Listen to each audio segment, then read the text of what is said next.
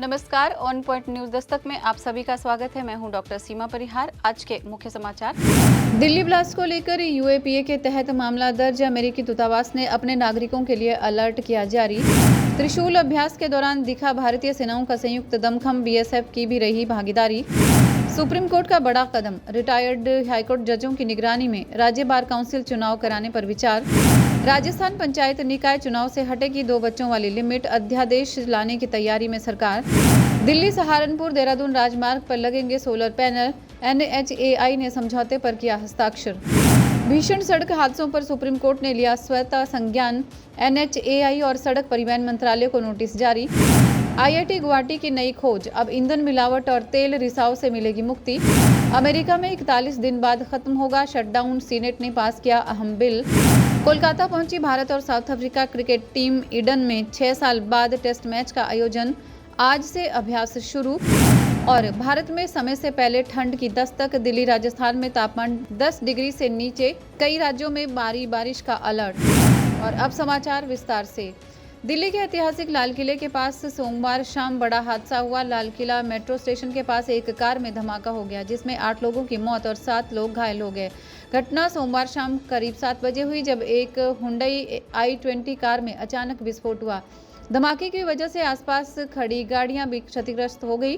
गृह मंत्री अमित शाह ने बताया कि हादसे की जानकारी मिलते ही दिल्ली क्राइम ब्रांच और स्पेशल ब्रांच की टीमें 10 मिनट के भीतर मौके पर पहुंच गई। जांच जारी है और फिलहाल विस्फोट के कारणों का पता लगाया जा रहा है। उधर पाकिस्तान की राजधानी इस्लामाबाद में भी आज दोपहर जिला न्यायिक परिसर के पास जोरदार धमाका हुआ। पुलिस की शुरुआती रिपोर्ट के अनुसार इस हादसे में कम से कम 6 लोग घायल हुए हैं, जिनमें कुछ की हालत गंभीर बताई जा रही है। पहलगाम हमले के बाद सेना ने ऑपरेशन सिंदूर चलाया था। हाल ही में भारतीय सुरक्षा बलों ने राजस्थान, गुजरात और उत्तरी अरब सागर में त्रिसेवा अभ्यास त्रिशूल किया, जिसमें मारक क्षमता का प्रदर्शन किया गया। इस अभ्यास में तीनों सेनाओं के प्रमुख संसाधनों सहित 30,000 से अधिक जवान शामिल थे। अभ्यास का उद्देश्य सुरक्षा बलों के बीच समन्वय स्थापित करना था। सुप्रीम कोर्ट ने संकेत दिया है कि राज्य बार काउंसिल के चुनाव हाईकोर्ट के सेवानिवृत्त न्यायाधीशों की निगरानी में होंगे, ताकि स्वतंत्र और निष्पक्ष चुनाव सुनिश्चित किए जा सकें। Bar council of India BCI ने भी इस पर सहमति जताई है। जस्टिस सूर्यकांत ने कहा कि राज्य बार काउंसिल के चुनाव दुनिया के सबसे कठिन चुनाव होते हैं। राजस्थान सरकार पंचायत और शहरी निकाय चुनावों में उम्मीदवारी के लिए 2 बच्चों की सीमा को हटाने की तैयारी में है। इसके लिए पंचायत राज और नगरपालिका अधिनियम में संशोधन किया जाएगा। 27 नवंबर 1995 के बाद तीसरा बच्चा होने पर चुनाव लड़ने की अयोग्यता का प्रावधान खत्म होगा। अध्यादेश का मसौदा विधि विभाग को भेजा गया है। दिल्ली सहारनपुर देहरादून राजमार्ग पर सौर संयंत्र लगेंगे। Solar energy corporation of India limited और भारतीय राष्ट्रीय राजमार्ग प्राधिकरण ने सौर ऊर्जा संयंत्रों की स्थापना के लिए सोमवार को समझौता ज्ञापन पर हस्ताक्षर किए। नवीकरणीय ऊर्जा और सतत विकास को बढ़ावा देने की दिशा में ये महत्वपूर्ण कदम है। इस करार के तहत चरण 1 में दिल्ली सहारनपुर देहरादून राजमार्ग के पैकेज 1 के एलिवेटेड हिस्से पर सौर संयंत्र स्थापित किए जाएंगे। उच्चतम न्यायालय ने राजमार्गों पर हो रही सड़क दुर्घटनाओं पर स्वतः संज्ञान लिया है। न्यायालय ने NHAI और सड़क परिवहन मंत्रालय को नोटिस जारी कर राजमार्गों के किनारे अवैध ढाबों और सड़कों की हालत पर रिपोर्ट मांगी है।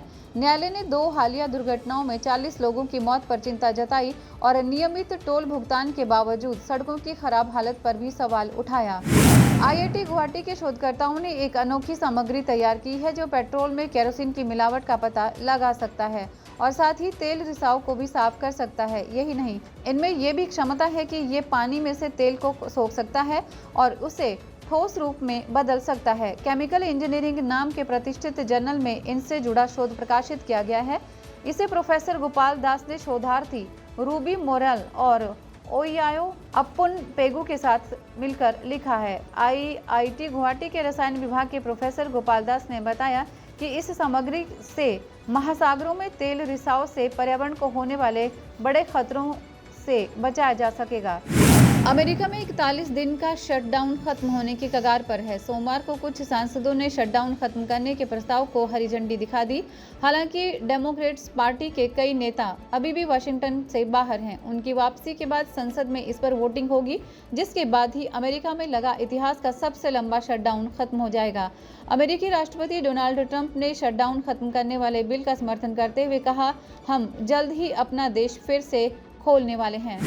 भारत व दक्षिण अफ्रीका की टीमें टेस्ट सीरीज के पहले मुकाबले के लिए कोलकाता पहुंच गई है। ईडन गार्डन स्टेडियम में आज से अभ्यास शुरू करेंगी। पहला मैच 14 नवंबर से है। बंगाल क्रिकेट संघ के सूत्रों ने बताया कि भारतीय टीम के हेड कोच गौतम गंभीर, कप्तान शुभमन गिल, अक्षर पटेल, जसप्रीत बुमराह और वाशिंगटन सुंदर रविवार को ऑस्ट्रेलिया से कोलकाता पहुंचे थे। टीम के बाकी सदस्य विभिन्न स्थानों से सोमवार को पहुंच चुके हैं। और अब बारी मौसम की।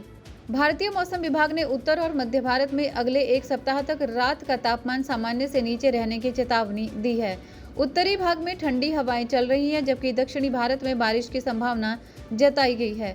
राजस्थान, मध्य प्रदेश और दिल्ली में तापमान में गिरावट दर्ज की गई है। किसानों को फसलों की सुरक्षा के लिए सलाह दी गई है और दक्षिण भारत में बारिश का अलर्ट जारी है। आज बस इतना ही। देश और दुनिया से जुड़ी इसी तरह की तमाम जानकारियां पाने के लिए बने रहिए ऑन पॉइंट भारत के साथ। जय हिंद, जय भारत।